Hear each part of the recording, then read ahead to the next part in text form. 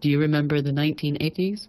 You mean the decade had brought us After Midnight, Body Bags, and the Willies? Yeah, I sort of remember them. Good.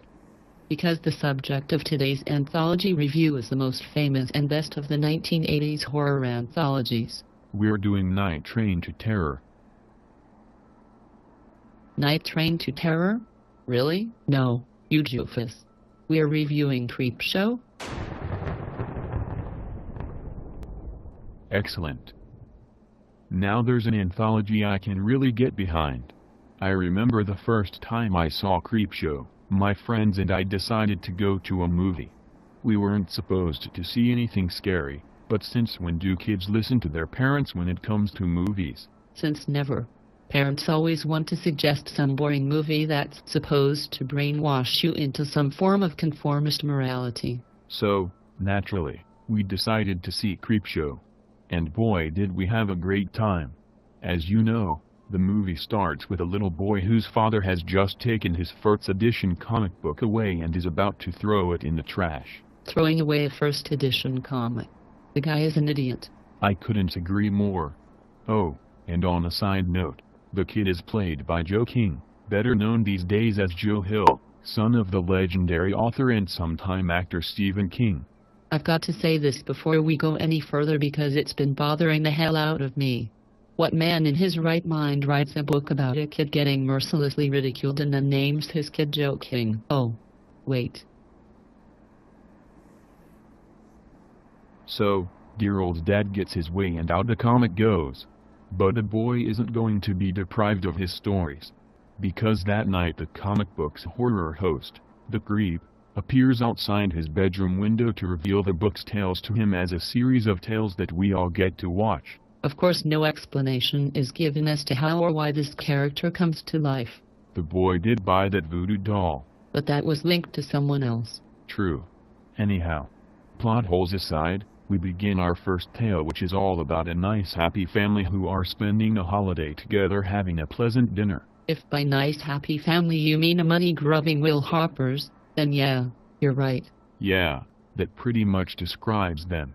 Anyhow, it turns out that the great Aunt Bedelia had a few screws loose, and when her dear old dead Nathan Grantham had her boyfriend killed in a freak hunting accident, she finally lost it and sent him to his grave by bashing in his head with a marble ashtray. On Father's Day no less. Good timing.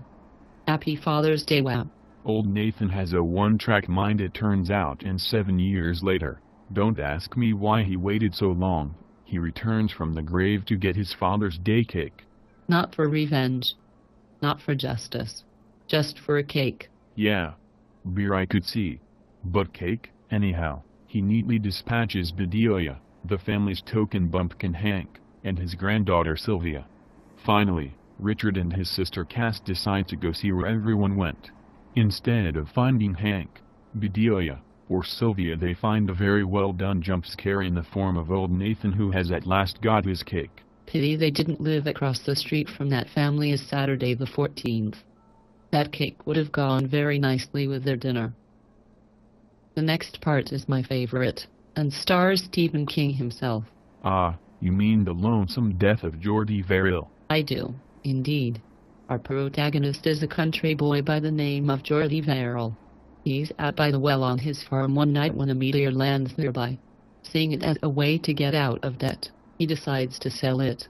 A reasonable idea. Yeah. But Verrill luck is always in and always bad. After breaking the meteor open, he dumps out the blue glowing liquid from inside it, getting a little on his hands. Like any farmer, he wipes it on his overalls, then goes inside and decides to fix it in the morning. Don't get ahead of me. So, Geordie wakes up and finds himself covered with moss. Realizing it must have come from the plant, he starts to call his doctor to have the parasite removed. It's then that we're treated a view of the inner workings of his mind, and we see that he's afraid of doctors. Not wanting to have his fingers amputated, he quickly hangs up the phone. Then he remembers the fried chicken he was eating the night before and discovers the moss is growing on his tongue. You'd think he would have tasted it or noticed a peculiar fuzzy feeling on his tongue.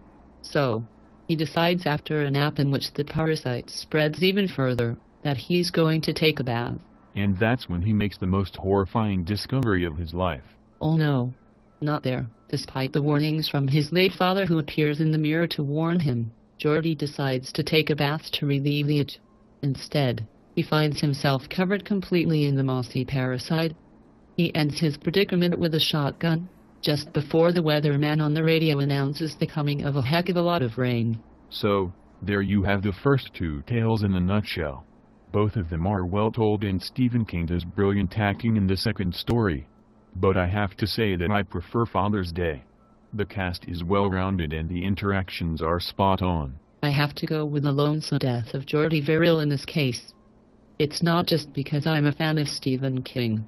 Yeah, he did a great acting job in this one, but you have to admit that the story does a great job of delving into the characters' hopes and fears as the story progresses.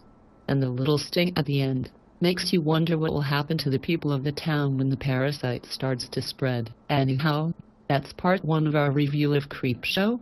Stay tuned for the next part.